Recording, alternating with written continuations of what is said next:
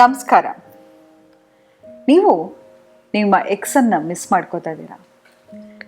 ನಿಮ್ಮ ಹಳೆಯ ಸಂಗಾತಿ ಜೊತೆ ಕಳೆದಿದ್ದ ಸಮಯ ಆಗಿರ್ಬೋದು, ಆಡಿದ ಮಾತುಗಳಾಗಿರ್ಬೋದು, ಅಥವಾ ಪ್ರೀತಿ ಮೇಲೇ ನಂಬಿಕೆ ಕಳ್ಕೊಂಡಿದ್ದೀರಾ.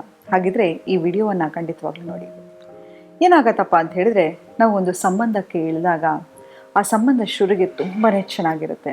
ಅವರನ್ನು ಮೀಟ್ ಮಾಡಬೇಕು ಅಂತ ಕಾಯ್ತಾ ಇರ್ತೀವಿ, ಒಬ್ರನ್ನೊಬ್ರು ಪರಸ್ಪರ ನೋಡಲಿಕ್ಕೆ ಕಾಯ್ತಾ ಇರ್ತೀವಿ, ಮಾತನಾಡಲಿಕ್ಕೆ ಕಾಯ್ತಾ ಇರ್ತೀವಿ, ಎಷ್ಟೊಂದು ಭಾವನೆಗಳನ್ನು ಹಂಚ್ಕೊಂಡಿರ್ತೀವಿ, ಎಷ್ಟೊಂದು ಜಾಗಕ್ಕೆ ಹೋಗಿರ್ತೀವಿ, ಎಷ್ಟೊಂದು ಪ್ರಾಮಿಸನ್ನು ಮಾಡಿರ್ತೀವಿ. ಕೆಲವು ಸತಿ ದೈಹಿಕವಾಗಿ, ಮಾನಸಿಕವಾಗಿ, ಎಮೋಷ್ನಲಿ, ಫೈನಾನ್ಷಿಯಲಿ ಹಲವಾರು ಇನ್ವೆಸ್ಟ್ಮೆಂಟನ್ನು ಆ ವ್ಯಕ್ತಿಯಲ್ಲಿ ನಾವು ಮಾಡಿರ್ತೀವಿ. ಏನೋ ಒಂದು ಮನಸ್ತಾಪ ಬರುತ್ತೆ, ನಿಮಗೂ ಆ ವ್ಯಕ್ತಿಗೆ ಒಂದು ಜಗಳ ಆಗುತ್ತೆ ಅಥವಾ ಒಂದು ಸಣ್ಣ ಮೋಸ ಆಗುತ್ತೆ. ಇದೆಲ್ಲವೂ ನಿಮ್ಮನ್ನು ಕುಗ್ಗಿಸ್ಬಿಡುತ್ತೆ. ಕೊನೆಗೆ ಆ ಸಂಬಂಧ ಎಷ್ಟು ಮಟ್ಟಿಗೆ ವಿಷಕರ ಆಗುತ್ತೆ ಅಂತ ಹೇಳಿದ್ರೆ, ನನಗೆ ಇನ್ನು ಈ ವ್ಯಕ್ತಿಯೊಟ್ಟಿಗೆ ಇರೋಕ್ಕಾಗಲ್ಲಪ್ಪ ಅಂತ ಹೇಳಿ ಪರಸ್ಪರ ಒಪ್ಪಿಗೆ ಇಲ್ಲದೆ ಇದ್ದರೂ ಕೂಡ ಒಂದೊಂದ್ಸತಿ ಆ ವ್ಯಕ್ತಿ ನಮ್ಮನ್ನು ಬಿಟ್ಟು ಹೋಗಿರ್ತಾರೆ. ಇಲ್ಲ ಅಂತ ಹೇಳಿದ್ರೆ ನಾವೇ ನಮ್ಮನ್ನು ಚೂಸ್ ಮಾಡಿ ಈ ಸಂಬಂಧದಿಂದ ಆಚೆ ಬಂದಿರ್ತೀವಿ. ನಾವೆಲ್ರಿಗೂ ನಾವು ಮನುಷ್ಯ at the end of the day ನಮ್ಮೆಲ್ರಿಗೂ ಭಾವನಾತ್ಮಕ ಇದ್ದೇ ಇರುತ್ತೆ. ನಾವೆಲ್ಲರೂ ಭಾವನಾತ್ಮಕ ಜೀವಿ. ಒಂದೊಂದ್ಸತಿ ಭಾವನೆಯಲ್ಲಿ ಅನಿಸ್ತಾ ಇರುತ್ತೆ, ಹೋಗಿ ಫೋನ್ ಮಾಡಬೇಕು, ಹೋಗಿ ಮಾತಾಡಬೇಕು ಅಂತ. ಆ ಪ್ರೀತಿಯಿಂದ ಒಂದೊಂದ್ಸತಿ ಫೋನ್ ಮಾಡ್ತೀವಿ. ಕೆಲವು ಸತಿ ನಮ್ಮ ವಾಯ್ಸನ್ನು ಕೇಳಿದ ತಕ್ಷಣ ಕಟ್ ಮಾಡ್ತಾರೆ. ಇಲ್ಲ ಅಂತ ಹೇಳಿದರೆ ಏನೋ ಒಂದು ಅಸಡ್ಡೆಯಿಂದ ಮಾತಾಡೋದು, ನಮ್ಮ ಕಾಲನ್ನು ಹೋಲ್ಡಿಗೆ ಹಾಕೋದು, ಅಥವಾ ಏನಕ್ಕೆ ಫೋನ್ ಮಾಡಿದೆ ಅಂತ ಸಿಡ್ಕಾಡೋದು, ಹೀಗೆ ಮನಸ್ಸಿಗೆ ಇಚ್ಛಾನುಸಾರವಾಗಿ ಬೈಯೋದನ್ನೆಲ್ಲ ಮಾಡ್ತಾ ಇರ್ತಾರೆ. ಆದರೆ ಇಂತಹ ಒಂದು ನೋವಿಂದ ಹೇಗೆ ಆಚೆ ಬರೋದು, ನನ್ನ ಸಂಗಾತಿಯನ್ನು ನಾನು ಮಿಸ್ ಮಾಡಿದಾಗ ಏನು ಮಾಡಬೇಕಪ್ಪ ಅಂತ ಹೇಳಿದರೆ, ಇವತ್ತಿನ ಸಂಚಿಕೆಯಲ್ಲಿ ಅದನ್ನೆಲ್ಲ ಮಾತಾಡ್ತಾ ಹೋಗೋಣ.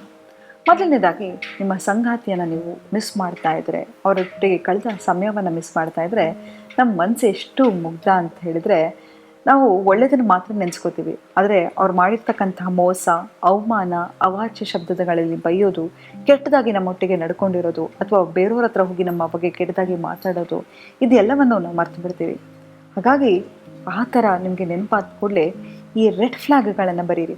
ಅವ್ರು ನಿಮಗೆ ಮಾಡಿರ್ತಕ್ಕಂಥ ಮೋಸ ಆಗಿರ್ಬೋದು, ಹೇಳಿರ್ತಕ್ಕಂಥ ಸುಳ್ಳು ಆಗಿರ್ಬೋದು, ಮಾಡಿರ್ತಕ್ಕಂಥ ಅವಮಾನ ಆಗಿರ್ಬೋದು, ನಿಮ್ಮನ್ನು ನೆಗ್ಲೆಕ್ಟ್ ಮಾಡಿರೋದು, ಯಾವತ್ತಾದರೂ ನಿಮ್ಮ ಭಾವನೆಯನ್ನು ಹೇಳಿಕೊಂಡು ಪ್ಯಾರಾಗ್ರಾಫ್ ಕಟ್ಲೆ ಮೆಸೇಜ್ ಬರೆದ್ರೂ ಕೂಡ ಅದಕ್ಕೆ ಒಂದು ವರ್ಡ್ ರಿಪ್ಲೈ ಮಾಡದೆ ನಿಮ್ಮ ಫೋನನ್ನು ಎತ್ತದೇ ಇರೋದು, ಇದೆಲ್ಲವನ್ನು ರೆಡ್ ಫ್ಲ್ಯಾಗ್ ಆಗಿ ಬರೀರಿ.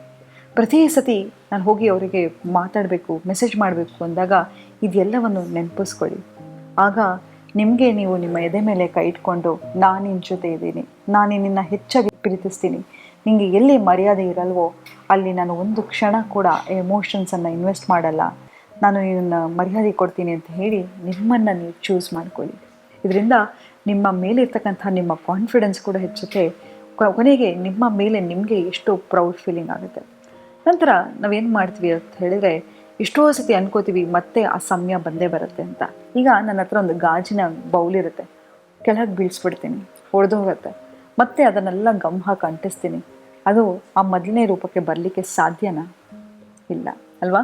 ನಮ್ಮ ಮನಸ್ಸು ಅಷ್ಟೇ, ಗಾಜಿನಷ್ಟೇ ಸೆನ್ಸಿಟಿವ್. ಅಥವಾ ನೀವು ಬದಲಾಗ್ಬೋದು, ಮತ್ತೆ ಆ ಸಂಬಂಧವನ್ನು ನೆನಪಿಸ್ಕೊಳ್ಳಿಕ್ಕೂ ಮತ್ತೆ ಹೇಗೆ ಅದನ್ನೇ ಮೊದಲಿನ ರೀತಿಯಲ್ಲಿ ಇಡಲಿಕ್ಕೂ ಸಾಧ್ಯ ಇಲ್ಲ.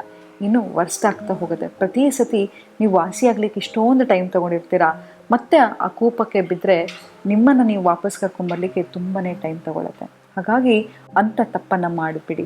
ಒಂದು ಟೆಂಪ್ರರಿ ಪ್ಲೆಷರಿಗೆ ನಾವು ಹೋಗಿ ಮಾತಾಡ್ತೀವಿ, ಆದರೆ ನಮಗೆ ನಾವು ಪರ್ಮನೆಂಟ್ ಡ್ಯಾಮೇಜನ್ನು ಮಾಡ್ಕೋತಾ ಇರ್ತೀವಿ. ಹಾಗಾಗಿ ಪ್ರತಿ ಸತಿ ಆ ವ್ಯಕ್ತಿಯ ನೆನಪಾದಾಗ ನಿಮಗೆ ನೀವು ಹೇಳ್ಕೊಳ್ಳಿ, ಒಂದು ಟೆಂಪ್ರರಿ ಪ್ಲೆಷರ್ಗೆ ನನಗೆ ಪರ್ಮನೆಂಟ್ ಡ್ಯಾಮೇಜನ್ನು ನಾನು ಮಾಡ್ಕೊಳ್ಳಲ್ಲ ಅಂತ.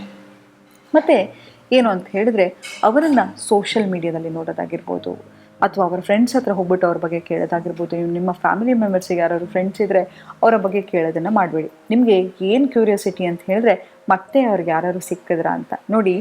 ನೀವು ವಜ್ರಾಕಂಡ್ರಿ, ನಿಮ್ಮನ್ನು ಹುಡ್ಕೊಂಡು ಬರೋ ವ್ಯಕ್ತಿ ಬಂದೇ ಬರ್ತಾರೆ. ಪ್ರೀತಿ ಮೇಲೆ ನಂಬಿಕೆ ಇಡಿ. ನಾವೆಲ್ಲರೂ ಪ್ರೀತಿ ಅಂಶನೇ ಅಲ್ವಾ? ಪ್ರೀತಿ ಇಲ್ಲ ಅಂತ ಹೇಳಿದರೆ ನಾವು ಈ ಭೂಮಿ ಮೇಲೆ ಇರ್ತಾ ಇದ್ವಾ? ಖಂಡಿತವಾಗ್ಲೂ ಇಲ್ಲ.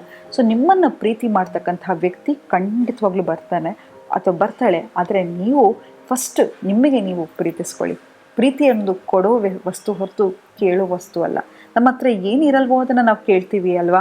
ಹಾಗಾಗಿ ನಿಮ್ಮನ್ನು ನೀವು ಪ್ರೀತಿಸ್ಕೊಳ್ಳಿ. ಎಷ್ಟರ ಮಟ್ಟಿಗೆ ಪ್ರೀತಿಸ್ಕೊಳ್ಳಿ ಅಂತ ಹೇಳಿದ್ರೆ, ಆ ವ್ಯಕ್ತಿ ಒಳ್ಳೆಯವನ ಕೆಟ್ಟವನ ಅಂತ ಹೇಳಿ ಕ್ಷಣ ಮಾತ್ರದಲ್ಲಿ ನೀವು ನಿರ್ಧಾರ ತಗೋಬೋದು.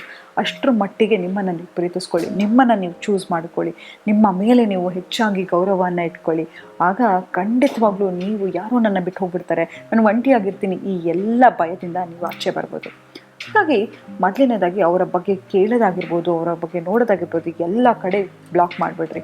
ಅವ್ರು ಬ್ಲಾಕ್ ಮಾಡೋಕ್ಕಿಂತ ಮುಂಚೆ ನೀವೇ ಬ್ಲಾಕ್ ಮಾಡಿಬಿಡಿ. ಮತ್ತು ಅವರ ನಂಬರನ್ನು ಸೇವ್ ಮಾಡ್ಕೊಳ್ಳಿಕ್ಕೆ ಹೋಗಬೇಡಿ. ಯಾಕಂತ ಹೇಳಿದ್ರೆ ಸ್ಟೇಟಸ್ ನೋಡೋದಾಗಿರ್ಬೋದು, ಅಥವಾ ಅವರನ್ನು ಬ್ಲಾಕ್ ಮಾಡಿದಾರಾ ಅಂತ ನೋಡೋದಾಗಿರ್ಬೋದು, ಅಥವಾ ಆನ್ಲೈನ್ ಇದ್ದಾರಾ ಅನ್ನೋದು, ಪ್ರತಿ ಸತಿ ಇದನ್ನು ನೋಡಿದಾಗ ನಿಮ್ಮ ಮನಸ್ಸಿಗೆ ನೀವು ಹರ್ಟ್ ಮಾಡ್ಕೋತಿರ್ತೀರ. ಇದು ಗೊತ್ತು, ಇದನ್ನು ಮಾಡಿದ್ರೆ ನನ್ನ ಮನಸ್ಸಿಗೆ ನೋವಾಗುತ್ತೆ, ದುಃಖ ಆಗುತ್ತೆ ಅಂತ. ಆದರೂ ನೀವು ಪದೇ ಪದೇ ಹಾಗೆ ಮಾಡ್ತಾಯಿದ್ರೆ ನಿಮ್ಮ ಮೇಲೆ ನಿಮಗೆ ಎಲ್ಲಿ ಗೌರವ ಇದೆ? ಸ್ವಲ್ಪ ದಿನ ನಿಮ್ಮ ಫ್ರೆಂಡ್ಸ್ ಜೊತೆ ಚೆನ್ನಾಗಿ ತಿರುಗಾಡೋದಾಗಿರ್ಬೋದು, ಒಳ್ಳೆ ಮೂವಿಗೆ ಹೋಗೋದಾಗಿರ್ಬೋದು, ಟ್ರಿಪ್ಪಿಗೆ ಹೋಗೋದಾಗಿರ್ಬೋದು, ನೀವು ಸಂಬಂಧದಲ್ಲಿ ಇದ್ದಾಗ ಏನನ್ನ ಮಾಡಲಿಕ್ಕೆ ಆಗ್ತಾ ಇರಲಿಲ್ಲ ಅದನ್ನೆಲ್ಲ ಮಾಡಿ. ಒಂದು ಒಳ್ಳೆಯ ಹಾಬಿಗೆ ಸೇರ್ಕೊಳ್ಳಿ. ಹಾಡೋದು, ಡ್ಯಾನ್ಸ್ ಮಾಡೋದು, ಜಿಮ್ ಮಾಡೋದು, ನಿಮ್ಮನ್ನು ನೀವು ಹೇಗೆ ಚೆನ್ನಾಗಿ ನೋಡ್ಕೊಳ್ಳಿಕ್ಕೆ ಸಾಧ್ಯನೋ ಅದನ್ನೆಲ್ಲ ಮಾಡಿ.